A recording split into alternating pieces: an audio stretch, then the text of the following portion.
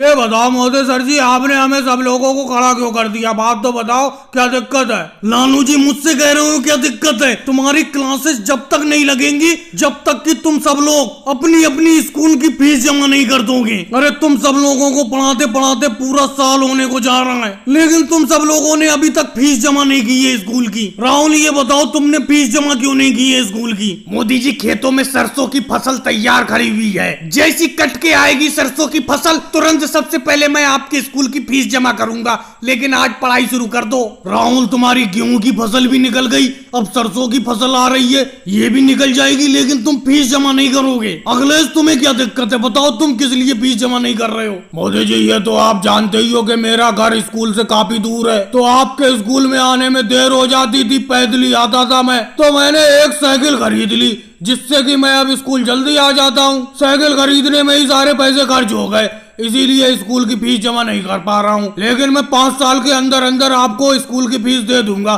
लेकिन आप पढ़ाना शुरू कर दीजिए, ऐसे खड़ा मत रखिए। भागलेस क्या बात है, 5 साल में फीस दोगे? और लालू जी जब से आप स्कूल आए हैं आपने तो फीस ही नहीं दी है। तो मोदी जी बताइए तो मेरे ऊपर कितनी फीस है, कल को सारी की सारी फीस लेकर चला आऊंगा। तुम्हारी लालू जी अभी तक की फीस है 3,10,000। तो मोदी जी मैं आपको साफ साफ बताऊं, अभी मेरे पास 10,000 रुपए है, वो रख लीजिए, 3 लाख रुपए बाद को दे दूंगा। तो लालू जी ये 10,000 भी क्यों दे रहे हो? ये भी अपने ही पास रख लो। ममता दीदी आपके पास तो अच्छी खासी जमीन है, आप स्कूल की फीस जमा क्यों नहीं कर रही हो? मोदी जी ये सब लोग तो फीस दे, इनके पीछे पीछे मैं भी फीस दे दूंगी। लेकिन ममता दीदी इन सब लोगों को तो पैसे की दिक्कत है, तुम्हारे पास तो पैसा है, अगर ये फीस नहीं देंगे तो तुम भी फीस नहीं दोगी। लेकिन मोदी सर जी मैंने तो फीस जमा कर दी है, मुझे क्यों खड़ा कर रखा है? हाँ मायावती जी तुम्हारी तो फीस जमा है, तुम आराम से बैठो, किताब खोलो और पढ़ना शुरू करो। मैं आज तुम्हें ही अकेले पढ़ाऊंगा, जिसकी फीस जमा नहीं हुई है वो खड़ा रहेगा। अब पढ़ाई तुम लोगों की तब चालू होगी जब तुम सब लोग फीस जमा कर दोगे।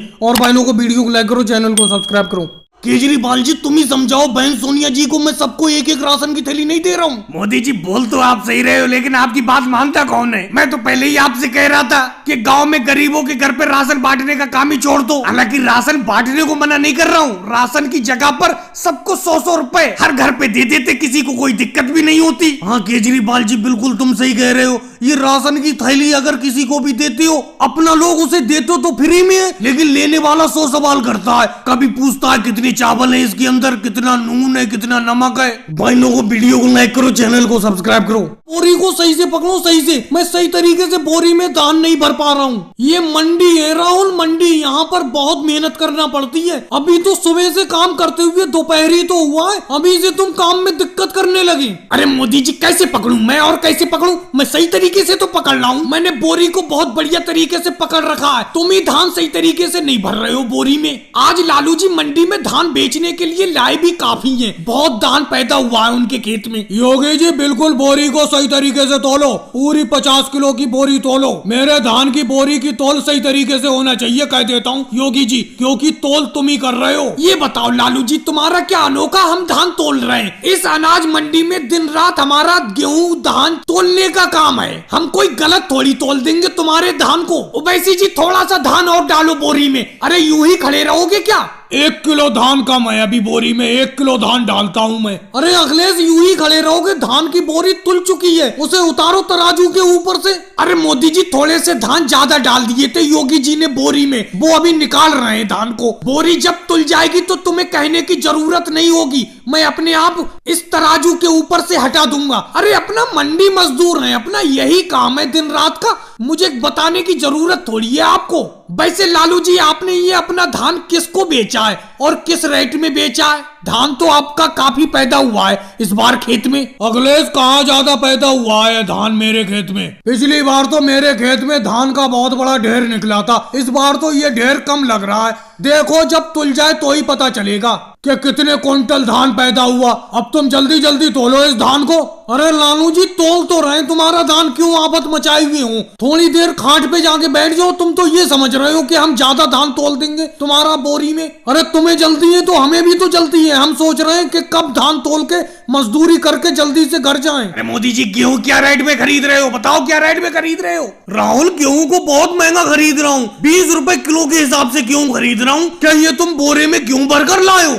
रख दो यहीं पे, ₹20 किलो के हिसाब से खरीद लूंगा। मोदी जी गेहूं का रेट तो आप मद्दा लगा रहे हो। शहर में तो गेहूं का रेट ₹25 किलो है और यहाँ पर आप गांव में ₹20 किलो के हिसाब से खरीद रहे हो। अच्छा राहुल एक बात बताओ, मैं तुमसे ₹25 में गेहूं खरीदूंगा और भाड़ा लगाकर इस गेहूं को शहर में बेचने के लिए ले जाऊंगा और 25 ही रुपए बेचूंगा, तो मुझे बचेगा क्या? ऐसे तो मेरी जमा पूंजी खत्म हो जाएगी। ऐसे तो मुझे गुरुद्वारे में खाना पड़ेगा। भाई मुझे भी तो थोड़ी कमाई करना होती है। तुम्हें अगर शहर में जाकर बेचना है इस गेहूं को, जाओ, मैं मना थोड़ी कर रहा हूँ, जाकर शहर में बेच दो एक बोरी गेहूं को। अब मोदी जी एक बात बताओ, इस एक बोरी गेहूं को कहाँ शहर लेकर जाऊंगा? अगर थोड़ा बहुत ज्यादा गेहूं होता तो बैलगाड़ी में भरकर इस गेहूं को शहर ले जाता। इसीलिए मैंने सोचा चलो गांव में आप गेहूं खरीद रहे हो, गेहूं का व्यापार कर रहे हो, तो एक बोरी गेहूं आप ही को बेच देता हूँ। पैसे की जरूरत पड़ गई तो घर का गेहूं तो बेचना ही पड़ेगा। चलो राहुल, तुम हमेशा मेरे ही पास गेहूं बेचने के लिए आती हूँ, तो इसीलिए मैं तुम्हें ₹22 किलो का रेट लगा दूंगा।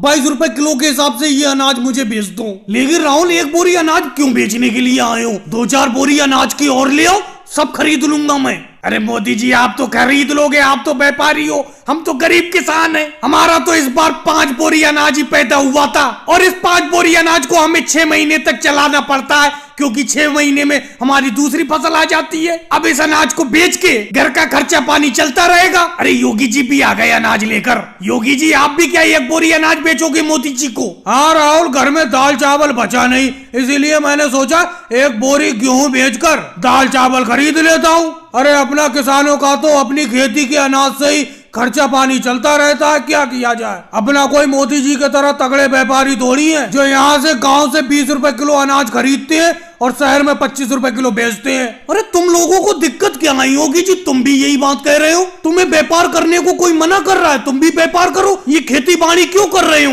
मोदी जी हमारे इतने नाखून ही नहीं है जो सर को खुजाए। मेरा कहने का मतलब हमारे पास इतनी जमा पूंजी ही नहीं है जो व्यापार करें। हमारे तो खेत में जो पैदावार हो जाती है उसी से खाना खर्चा कर लेते हैं। और भाई लोगों को वीडियो को लाइक करो, चैनल को सब्सक्राइब करो।